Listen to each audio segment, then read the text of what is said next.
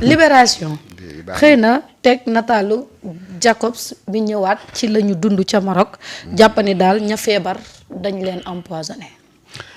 mu nekk wax ju rëy ba sax pata moom Libération noonu la ko xëy xamle mu ne ay mbir yu nga xamante ni wax dëgg fay ndax yàlla dafay daw yaram ndax moom international sénégalais bi la di Jacobs noonu la ko xamle nee na moom dafa jàpp ni mbir yi daal dafa mel ni dañ leen empoisonné parce que bu fekkoon ne intoxication alimentaire dong la rek mbir yi warul woon demee ni mu demee nii waaye ñoom ñetti jours yi nga xamante ni dañu jékki-jékki rek defuñu benn signe daal di te kenn ku sa nekk sa làmmiñ mënoo ko woon sax dugal ci sa biir gémmiñ nee na loolu nag jàpp na ne wax dëgg fa ne yàlla mënu la rek nekk intoxication alimentaire waaye dafa jàpp ne daal li leen gars yi def dañ leen empoisonné nag gars yi nag bi ñuy laajte dañ ne ki ko nettali ndax moo ko fekkee moom mile moom moo bokkoon ci joueurs yi nga xamante ni ñu ngi woon foofee ca final bu Sénégal Maroc ba léegi coow la donc wureegul pënd baa ngay wéy di am ci mbirum final boobee mbir yi nag du waa Sénégal rek ñoom ñoo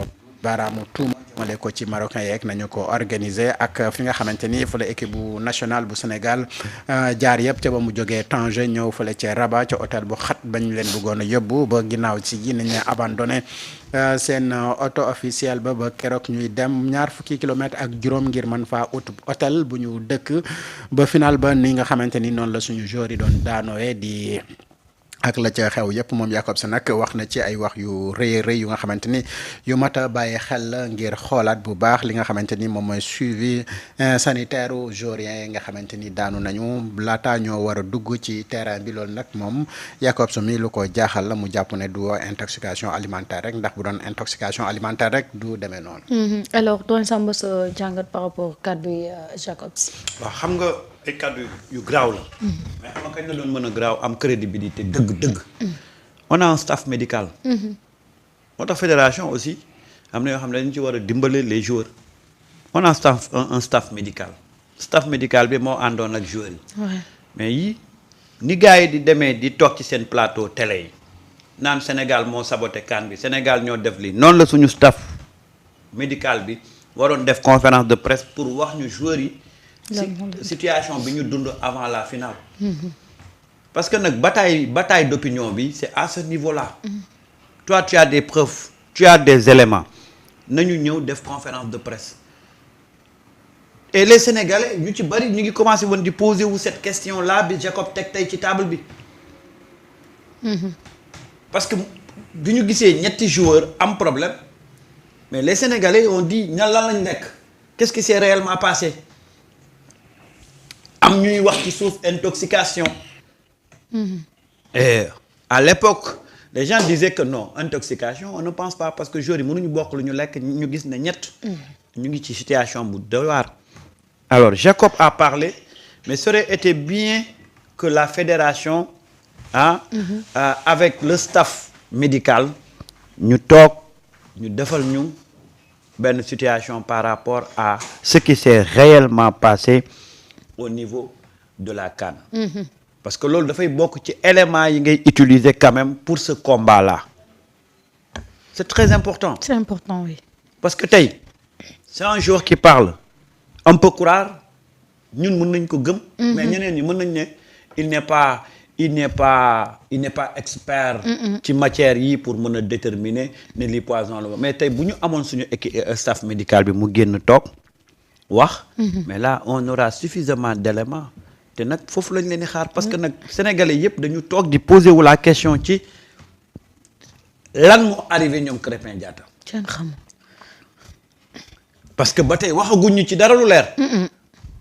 tey ban sénégalais moo la mën a wax ne joueurs yi lii moo waraloon ñu amoon problème de santé on ne sait pas. kenn mënu la ko. et on doit savoir parce que nag y a une structure qui gère les joueurs. structure boobu di gérer joueurs yi.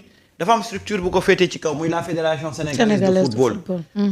Fédération sénégalaise de football tey war na mën a ñu jox ay explications par rapport à ce qui s'est passé réellement ak suñu joueurs yi. ñu mën a xam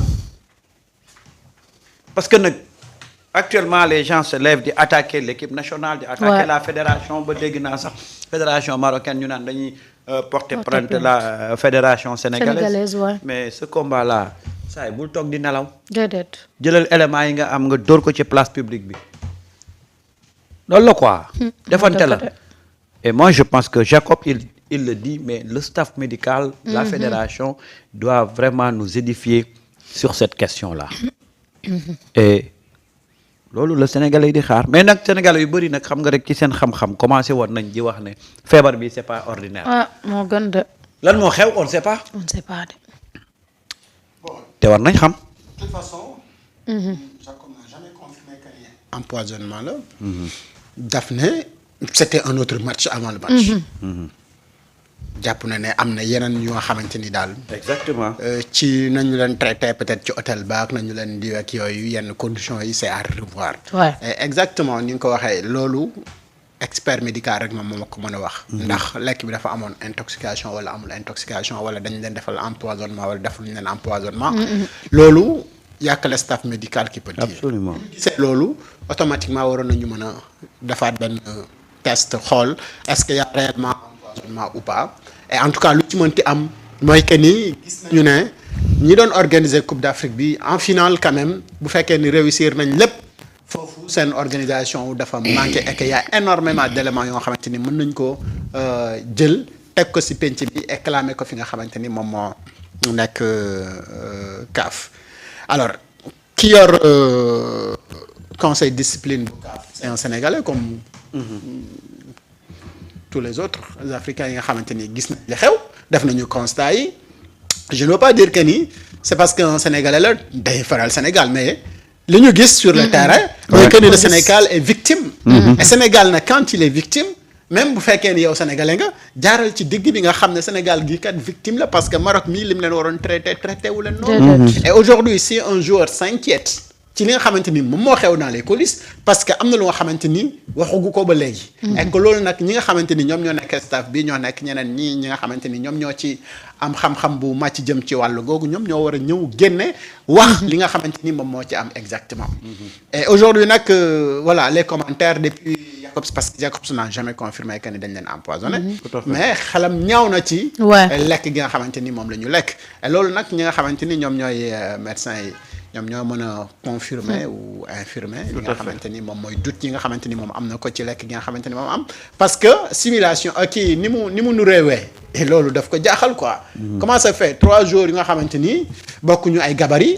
ñoom ñett ñëpp def même chose. te mënuñu la ko expliquer. te kenn mënu la jox benn explication. alors am na lu xew parce que bu fekkee ni demuñu fenn mosuñu gis ne ñoom ñu ngi subir benn maladie. à partir de lekk après ñëw war a def match ñu gis nañ ñoom ñëpp daanu nañ ci wet googu mu jàpp ne am na lu nga xamante ni dafa anormal. et li anormal nag ñi nga xamante ni ñoom ñoo war a xool nu mu demee parce que les médecins bu ñu leen boolee ak les jours c'est pour ñu veiller à leur santé lan la ñu war a lekk ban heure la ñu war a lekk ban heure la ñu war a tëdd ban et cetera donc yooyu yëpp nekk ci ñoom dañu war a boole ces éléments là ñu teg ko ci table bi. Je pense que. Mais c'est important. Il y a encore beaucoup de choses à dire sur l'organisation de la CAN et li ci xew yëpp surtout en finale. Tout à fait. Je pense que ni CAF va prendre les mesures idoines. et wane également que les pays organisateurs du ngeen rek ay organisateurs ba bu leen neex ngeen def ko. En tout cas, nous attendons beaucoup de déclarations au niveau de la fédération.